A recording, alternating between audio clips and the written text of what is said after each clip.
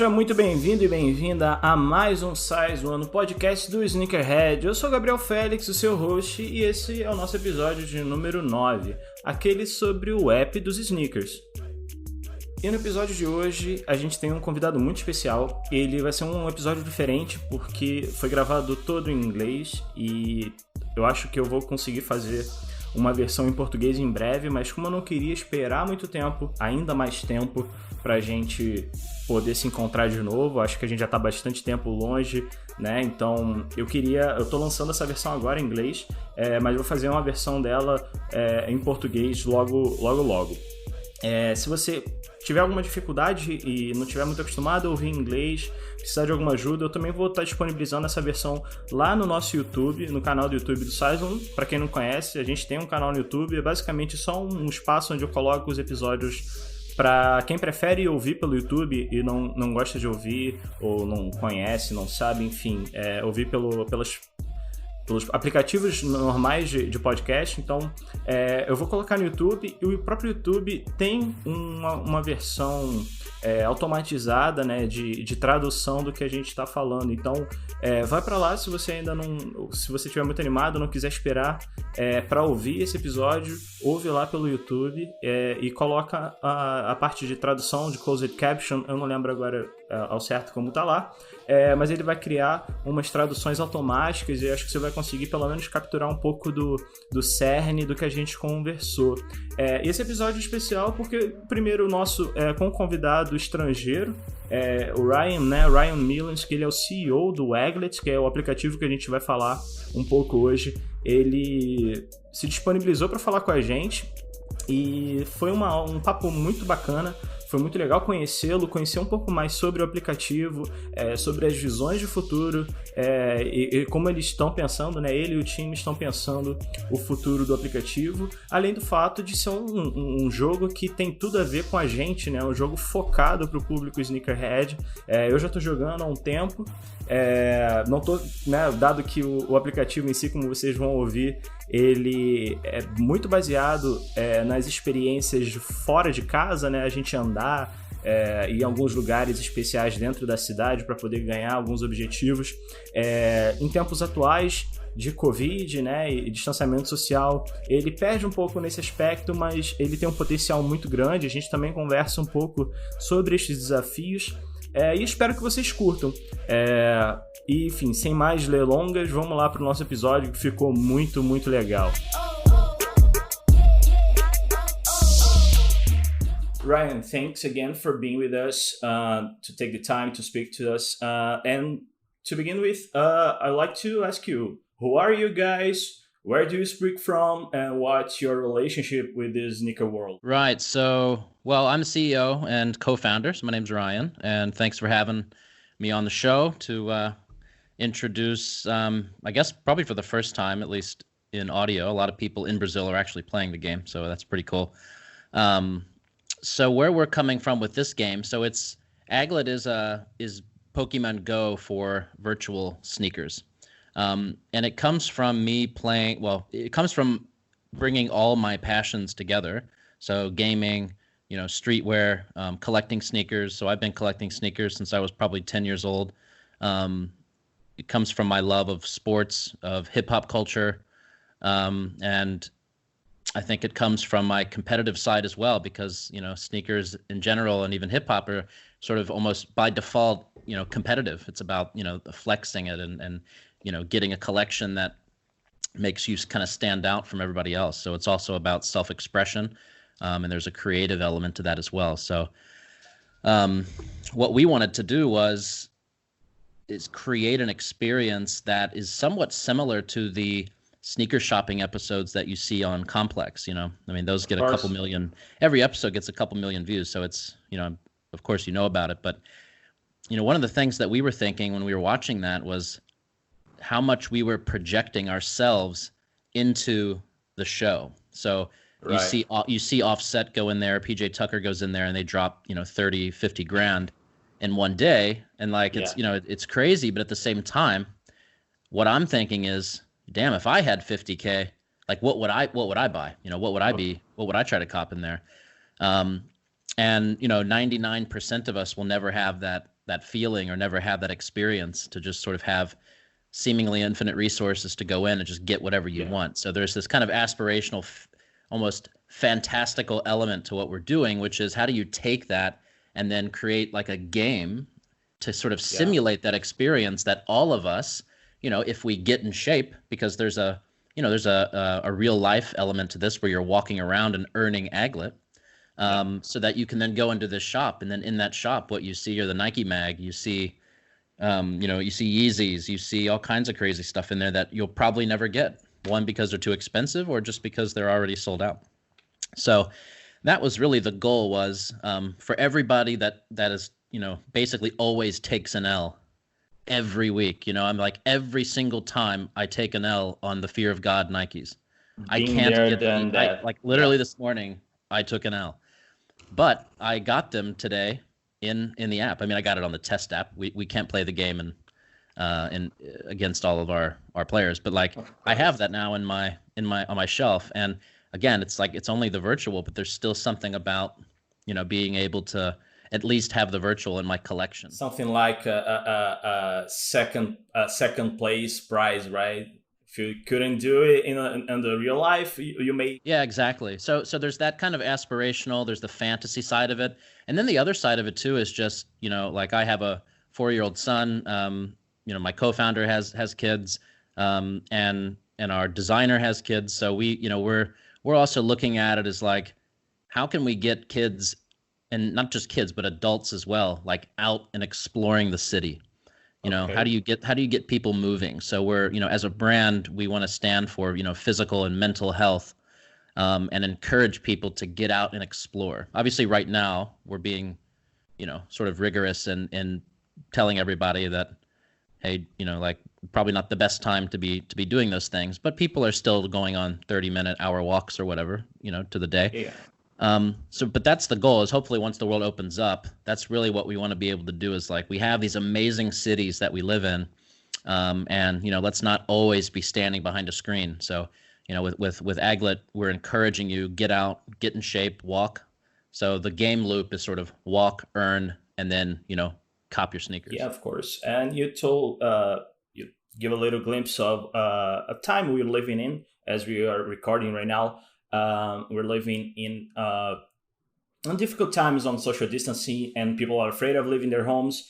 And how do you guys are dealing with these challenges? And what's the app strategies based, as you said, on going out and walking and earning more Aglets? Right. Well, I mean,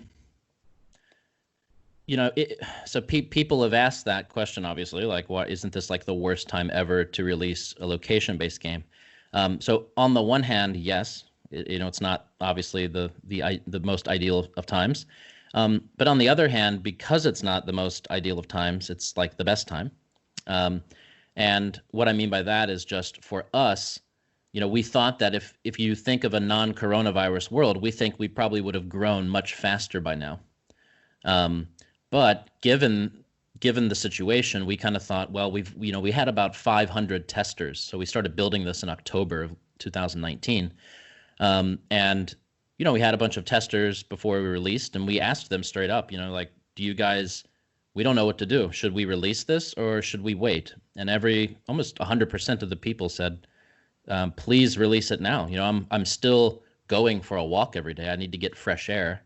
Okay. And so what we decided to do, we thought the most responsible thing to do, given the situation, would be to completely remove any kind of social features from the game. So if you think about like Pokemon Go, you can obviously be with back when there was like crazy hype for the game, there'd be hundreds of people all congregating in the same spot. So we tried to remove that, so that can't really happen. And so we've kind of capped it as well.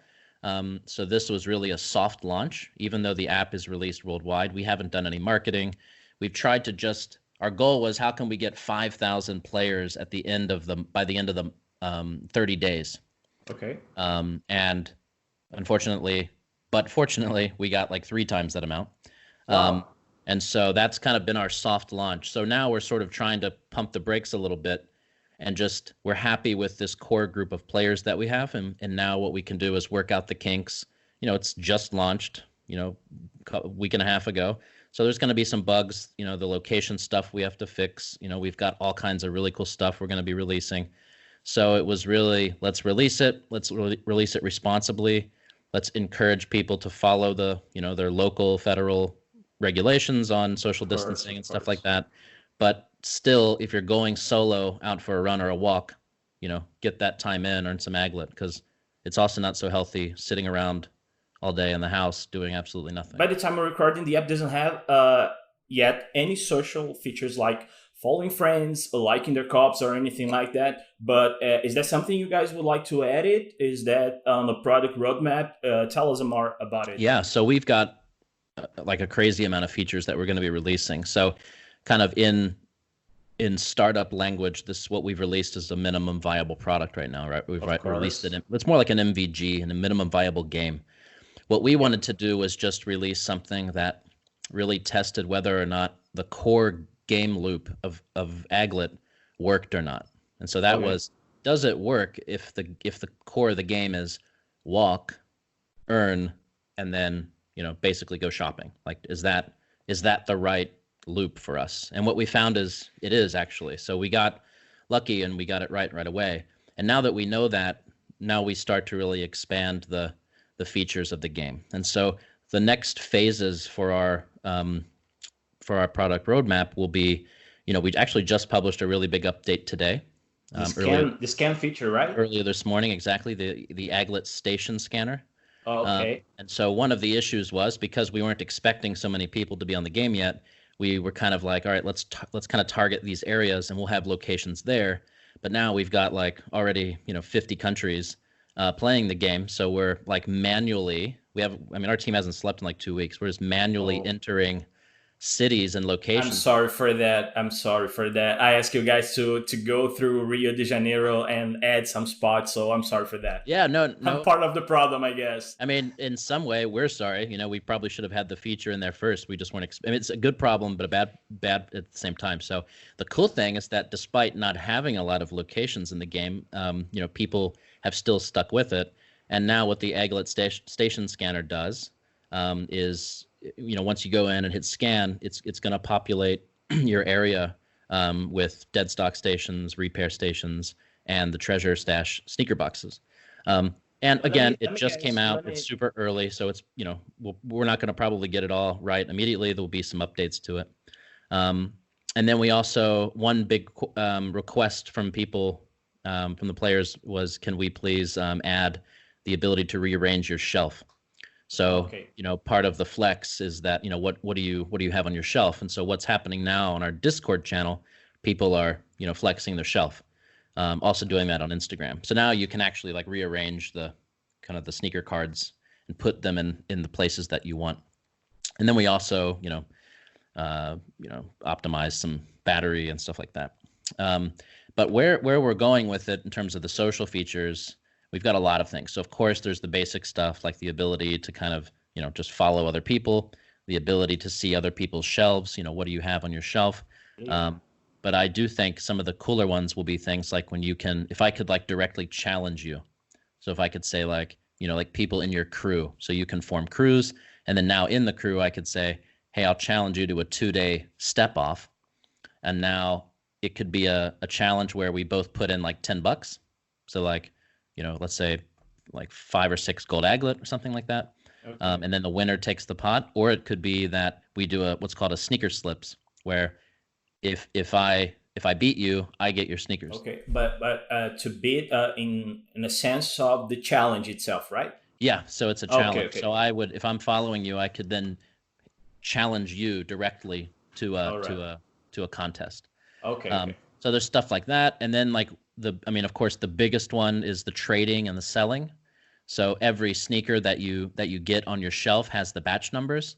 Yep. So this is what people are kind of slowly figuring out. It's happening a bit quicker because people are flexing it. It's like, okay, if you got the 1 of 50 or the 1 of 75, like the cyber sneaker, for example, then that's going to be valuable when we open up the trading. So we were talking about to emulate a real life experience where people sometimes double up or triple up some cops in order to safe one and use one, right? That's correct, because remember, you've got the durability and the condition of the sneakers wear down as you wear them in the game, and so some people have already, like we saw some people flexing yesterday, that they got. So one guy got the number 1 and the number 2 Fear of Gods. Oh my God! The triple black. And so we'll probably put a limit in where you can only get 2, where kind of a 1 to stock, 1 to rock type thing. But he got 1 and 2. So and then we've sold I think 12 Red Octobers now. So another thing that people are starting to figure out. I mean, that's $130, one of those. Yep. So what people are starting to figure out is, if I get a Red October and there's nobody can get any more Red Octobers, just like in real life on StockX, they're going for whatever, $5,000-6,000. When that opens up, it's more like an investment. And there's plenty of examples out there, right, from World of Warcraft, oil. There's oil markets there that oil sells for a lot of money. Fortnite accounts and really the skins sell for $1,000. I think some have gone for $5,000-6,000. Crypto kitties, people were buying digital cats for like $200,000.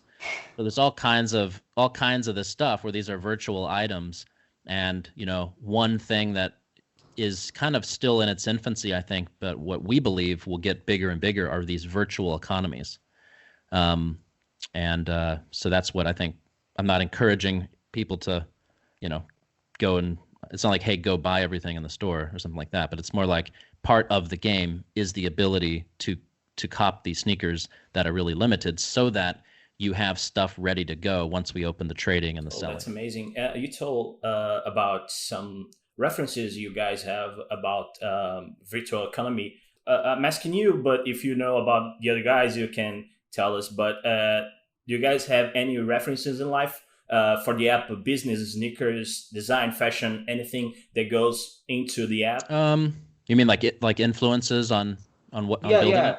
Well, yes, Pokemon Go was definitely, if I think about sort of the cluster of other products or companies, definitely Niantic Labs is a huge influence on me, both from like a product perspective, but also like I think intellectually. John Hanke, the CEO of Niantic Labs, is one of my kind of intellectual heroes. If you want to learn more about him, there's a great book called Never Lost Again, I think it's called.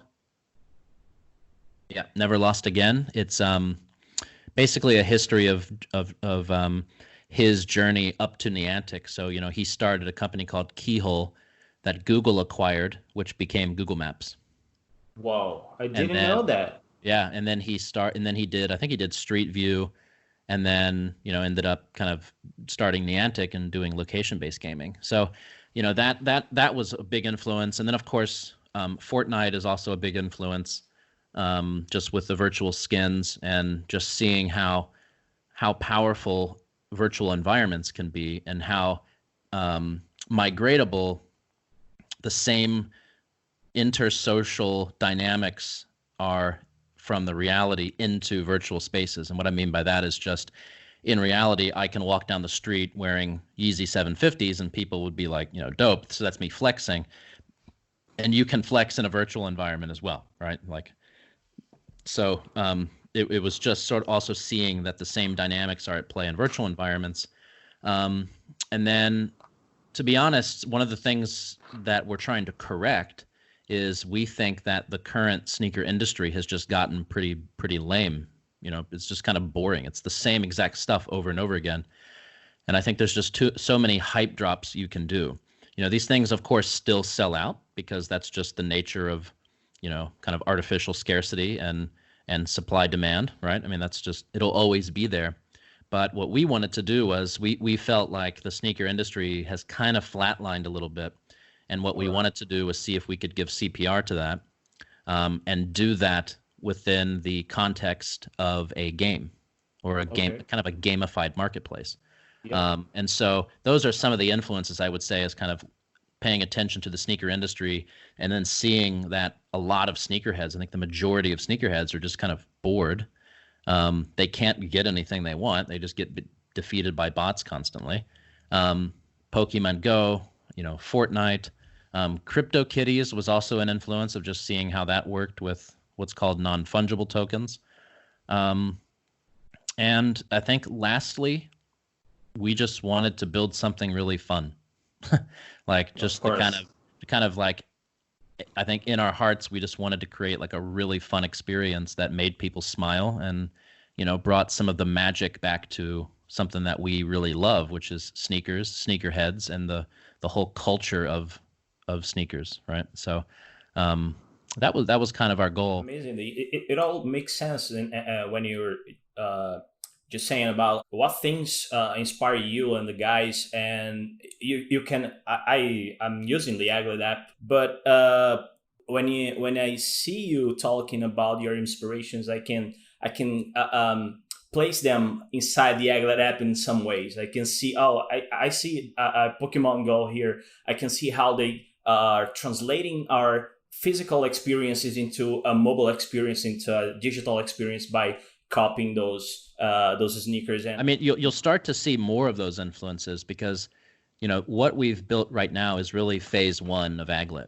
and that is a kind of Pokemon Go meets a virtual Foot Locker, right? But the real vision, the dream of what we're doing is to build the second phase, which is when we have something like a YouTube or an Instagram for virtual fashion. So what that means is I want this thing to become a proper virtual design platform. Okay. So the game in phase one, Pokemon Go Virtual Foot Locker, is for the players, right? That's sort of the demand side of it. Okay. But when it evolves into a two-sided marketplace, the other side of that is going to be the designers. So if you start thinking about the young kids who are up and coming, you know, remember back in the day, like, or even, I mean, we're on a podcast right now. Remember back in the day, it was like you couldn't do a podcast. You had to go to like radio school or whatever to become a host or whatever. And now what platforms have done have enabled anybody to show up, learn the skills and master the tech to be able to do a really cool show like this. YouTube was the same, right? The question early on was, yeah, digital content, that's great, but who's going to create all the content? And none of the incumbent people within the media industry thought it would be all of us. And so what YouTube did was basically create, you know, all new jobs and skilled media creators. And so what I'm thinking about is, what does the next phase of fashion look like? Because if all these young kids who want to build their own brands and design their own fashion collections, the cost of entry to be successful at that is incredibly high. You know, you probably have to go to design school, you have to do an internship for 30 years. You know, maybe you have enough capital at some point to like do it. Manufacturing's hard, you know, then not to mention the go-to-market, building the brand, getting the right people to wear them. I mean, it's not easy. But what could happen, we think, and hopefully it's on Aglet, is that the next Nike or the next big maybe streetwear brand will be something like an inverted Nike, where Nike makes sneakers now that are popular, then they put them into Fortnite. We think that what will happen in the future is that things will first appear in a virtual environment, and then once there's measured, quantified demand for these products and an audience built up around them, then you actually manufacture them. So what I ultimately want to build is the platform where all these young kids who want to build their own brands have an easier access into market and visibility for their brand by designing their stuff virtually. And then now I will have built up on the other side players of this really cool game. And now you bring those two people together. Now you've got a two-sided marketplace that's, you know, interacting and supporting one another. And then the idea would be, if you're doing really dope designs, along comes an Adidas or a Nike or, you know, New Balance or, you know, Supreme, Kith, whatever, and says, hey, we love what you're doing. Let's collaborate and make that sneaker or those hoodies in reality. So now I'm talking about streetwear, not just sneakers, because in between phase 1 and 2 is when we will introduce avatars, right? So then you'll have your own avatar that you can then start designing. So that's the vision, is to be kind of crazy about it. It's I want to build part of the metaverse, you know. That's kind of my That's goal, is to amazing. build the metaverse, and I think this is what fashion looks like in 5-10 years. That's an incredible vision. I didn't expect to know it from you right now, but as you're saying, I was imagining how the future will be if we achieve what you're saying, and that's a really amazing vision. I hope you guys can do that. There's some examples of this already, actually. Like, the guy who illustrates our sneakers, a good friend of mine, super talented guy, very Dan, well right? respected, and yeah, Dan, very well respected in the sneaker industry, has done work for a bunch of brands, in particular Adidas. Here's a guy who has been for years building up kickposters.com, and I mean, he has created physical sneakers, of course. He participated in the pod maker lab with Adidas, but he's doing digital sneakers ultimately. He's buying posters. I've got 2 or 3 of them here right now, hanging up around me. The Black Easy 2 and the Wave Runner, and then a pair of Jordan 1s. So like, here are basically virtual sneakers that he's Yeah, in a he's sense, designing. yeah. But then he also does like t-shirts and stuff that he puts up. And then what's happened is, he actually then went to London for the opening of the Adidas flagship shop, and they sold his t-shirts there. This is a full circle, right? Yeah. So It's a now, full circle moment. absolutely. So now that's what the circular economy could also mean, is, he's a living example of what this model can look like. And then, maybe this isn't exactly a one-to-one to Dan, but think of Sean Weatherspoon. This is somebody that, no offense to him, maybe this isn't even true, but I don't think many people knew who he was in the sneaker industry. Before he won the contest, right? Open innovation, open source, and then he throws this crazy, amazing, corduroy design and colorway from the Air Max 97 on top of an Air Max 1 midsole. And I mean, that's one of the best sneakers of the last 20 years, as far as I'm concerned. That thing's amazing. So here's a guy nobody heard of using Nike's platform and their manufacturing prowess to bring in new ideas. And then Nike made it happen on the fulfillment side and the manufacturing side to create a kind of a celebrity almost. Yeah. And what we think needs to happen is there needs to be more of those. We're not in a position to manufacture sneakers, obviously, but if we have a platform where people are able to submit their designs, that's what it's all about for us. It's amazing. And let's go back a little bit in the history and how the team formation came up. You told us about Dan and your partnership, but how the formation came up, how you guys met, and what's the story behind it? Dan and I we've been sort of exchanging messages and stuff just on, through DMs on Instagram and Twitter, for a while. And, when I left so I was director of future trends at Adidas for about 2.5 years before I started Aglet. And so basically I had been paying attention to his stuff for a long time. And I actually had the idea for Aglet in 2000, I think probably late 2016, early 2017, because that's when I first started playing Pokemon Go. Okay. And so I was just kind of following his stuff. And, I was also noticing that there's a lot of people, I don't think as good as Dan, but there's a lot of people doing similar things, where submitting their own designs on Instagram. And I just kept thinking, little do they know that they could make money off of these designs. There just needs to be a context in which it makes sense that you would buy one of them.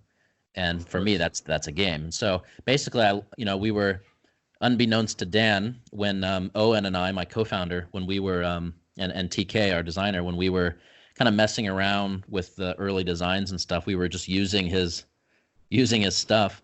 And then we reached out, and I just said, look, man, here's what I'm doing.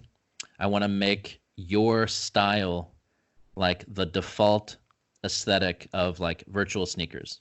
Okay. Almost like a protocol. I like any sneaker design that comes into this game, let's make it the Dan Freebairn style. Okay. And I just can't think of anyone else I want to work with. I don't even know if I want to do it if I can't have your stuff in here, because it just looks so amazing. And then he thought about it, and then we made him an offer, and then he ended up joining the team. And he's just incredible guy, super creative, amazing designs. and he's brought a lot of value to our team so far. And then my co-founder, one of my co-founders, Owen, so he was my CTO at my last company. And the CTO right now that we have, his name's Shamek. He lives in near Warsaw. He was one of the lead developers at my last company as well. So TK has worked with Owen for years. So we all have worked together in some capacity for quite a while. So we all trust each other. We know our strengths, weaknesses. We pick up on the weaknesses. So it's an excellent team. We move fast. We've delivered everything that we said we were going to deliver, and I'm really excited about what we do together as a team internally, but then also what we can build together with all the players going forward. So it's going to be exciting. Oh, that's amazing. You already answered a question I will make after that. How you guys decided to go with the illustration view instead of product pictures? But you already answered because you already met Dan. And yeah, well, it's also, because again, like going back to one of the first things we talked about is it's also, creative expression and art. So we didn't want to just, not that photography isn't an art, of course it is, but we didn't just want to take like the pictures of the sneakers or whatever. We wanted it to really sort of sit between, we didn't want it to be too much of a cartoon, like a Bitmoji, but at the same time, we didn't want it to be like 100% photorealistic. So we wanted to find something in between those two bookends, and I think Dan, for me, was the best example of that. So it doesn't look, it's not. We're not using any of the images or anything from the brands. It's literally like it's art. So it's an artistic rendering of the sneakers. Frees you guys from copyright infringements, right? Once you don't use it's art. Has nothing to do with the brands themselves. It's an art. Excellent. And but the app itself, how the idea came up as a concept, and you know what, I had to do it. I have to call my buddies and have to make it to the real world. How the concept came up? Well, again, I keep bringing it back to Pokemon Go. That's kind of I think the sun of this solar system here, but. It was really, it was looking at Pokemon Go and thinking, why is Pokemon Go one of the few examples of a successful, location-based game? There's not really that many of them. There's really almost zero that have no relationship with any existing IP. So there's like a Ghostbusters game that came out that's AR. There's Jurassic Park. And then there's basically all of Niantic's games. There's the Harry Potter one that came out recently. Yep. And so what we were looking at is, why, or what we were asking ourselves is why does Pokemon Go work so well? And 2016 was just crazy. I mean, I think that it was like 800 million in revenues, and this kind of worldwide phenomenon. It kind of like dipped down a little bit, but last year Pokemon Go had their most successful year. They made almost 900 million in revenue. And they had more people playing it than ever. I mean, the game has really progressed. For those of you who haven't been playing it, like, go check it out again. It's come a long way, and it's a fantastic game in every possible way. It was kind of looking at, again, asking the question, why was that successful? And what I figured out was, I think it's successful. Yes, of course, there's the Pokemon IP. There's the Nintendo, there's, obviously John Hankey's brilliant, has a brilliant team. They can, they have the partnership with Google. They have a lot of money, blah, blah. But I really think it's because what they realized, all they needed to do was build a game layer into an existing community's behaviors. They didn't try to really build anything up from scratch. It was like, there's millions and millions and millions of people that are already into Pokemon Go. I collected the cards when I was a kid. The shows, the old Nintendo games or whatever. It's like, well, the trading, the battling, the competitive side of it. Like all they had to do, not all. I mean, it still requires a lot of diligence and skill and stuff. But they just took, here's an existing social network that's really big. Here's a bunch of habits and routines and behaviors they already do. What if you just kind of digitize that? What if you take that and put it into a game layer? And this is no different than what Facebook did back in the day, which was, we already have these social networks. What if you just put them into a digital platform. And so when I kind of figured that out, it was more like, well, then what if we do the same thing here? There's already, tens and tens of millions of sneakerheads out there. They're already going outside to a shop to get into a raffle or to buy a sneaker or to go to Complex Con or Sneaker Con, to DM somebody and then like go make a trade somewhere or sell the sneaker somewhere. So there's all these habits and behaviors that the sneaker community already does, and passion is mobilized around the brands and creativity and all these other things. So that was the same thing, was, well, then let's build a game layer into the sneaker industry. Yep. And then later, let's build a game layer kind of into everything, because we're not creating a virtual environment that you play the game. For us, the virtual environment is the world. We're just making the world into a game. It's like literally you walk outside, that's the game. Yep. So that I think that was it. It was Pokemon Go, but then it was also just like, other games we were playing. And I think what we wanted to figure out, what can we take from our real life examples of like, hey, do I wear this sneaker or not? Oh man, it sucks that these sneakers wear out. I've got Jason Mark cleaner, so I scuff them up. Can I clean that out? So it was like, how do we take all these things that we know about in reality and then make those gamified or gameable? And that's what we've done. So next week we're releasing a feature called Ass Cleaner. It's the Aglet sneaker shine, and that will be, if you don't have any repair stations around, you can go and buy a cleaner. And then that cleaner will put 10 to 15% back condition on your sneaker. We have something called Ass Kick we're releasing, which is it's like an energy drink. So if you drink it in the game, that'll boost up your earnings of the sneaker, like 1.5 or something like that for 30 minutes.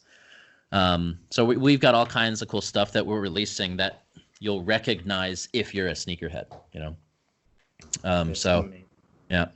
Does that answer your question? No, of course, totally. Ryan, I guess we have one last question. It's from our audience. I asked them for questions they would like to hear from you guys, and the answer they most want to know is when they can expect the Android version of the game. Yeah, this is the most. So all right, so look, here's the deal with Android. So we have a full Google stack, right? So our tech stack is all Google based. So the irony is it's a Google-based tech stack, but we don't have Android. So we've released iOS, obviously. In parallel, we've built them at the same time. So Android we're testing it internally. Okay. The trick is just that Android, there's no standardization really for Android. So there's an incredible variety of screen sizes. There's an incredible number of OEMs, all these different hardware. So it's really given our small team right now. We're raising money right now, but we have a very small team. We have limited resources, and to get this thing out as quickly as we could, we first went with iOS.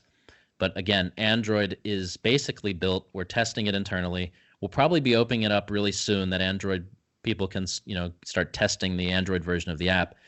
But in terms of an actual date, I can't promise when it's going to be optimized, but it is coming very, very soon. And for our Android players out there, what we will do is have some Android-specific giveaways and some Android-specific sneakers. So that's nice. Obviously, there's people copying certain sneakers, and then when the Android comes in, Android players come in, they won't be able to get those. So what we will do is have some Android-specific sneakers for the Android players out there, and we will also do an Android version giveaway of some sneakers. So we did our first giveaway, right? The guy from Liverpool, George Amato, got he won 2 sneakers. He won the Jordan 1 Travis Scott's, and he also won the Dunks, the Travis Scott Dunks. So we'll do another one of those for the Android players as well. Oh, that's amazing. So by that, we're going back in history again to talk about Pokemon. As Pokemon already had the red version, the blue version, the silver version, the gold version back in the Game Boy consoles, you guys are going to, as you're saying, I believe you're going to the same path, right? Yeah, that's right. It's amazing. So, Ryan, thank you so much for taking the time to talk to us and share the Aglet's visions and inspirations. Is there anything else you'd like to add to where can people find you guys on the social medias, on websites, on the Google and iOS app stores? Feel free to share your last commentaries, please. Yeah, sure. So you can find us on iOS, on the App Store. Just search for Aglet and you'll find us in there. Would appreciate any reviews you guys can give. You can also check us out on our Discord server. So we have a Discord community going now.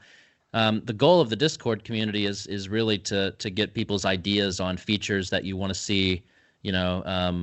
What sneakers you want to see in there. Get some ideas for challenges and competitions and stuff like that. Again, we're trying to build the ultimate sneaker experience. And it's really, we want to build it for the sneaker community. So it is a necessity that we are very, very close to you guys and just trying to build the coolest thing that you've played. So come in there to the Discord channel. You can find the link for our Discord on our Instagram channel. So we're at Aglet App, AGLETAPP. So Instagram's sort of the main hub right now that we're kind of engaging with the community to give updates and stuff like that on features and drops. But if you want to really dig deep and hang out, we've got around 120 people already in the Discord channel. So come hang out with us there and give some ideas. I'm doing now a live stream every Friday. I didn't actually do it this Friday. I'm going to do it tonight. So if you want, check me out.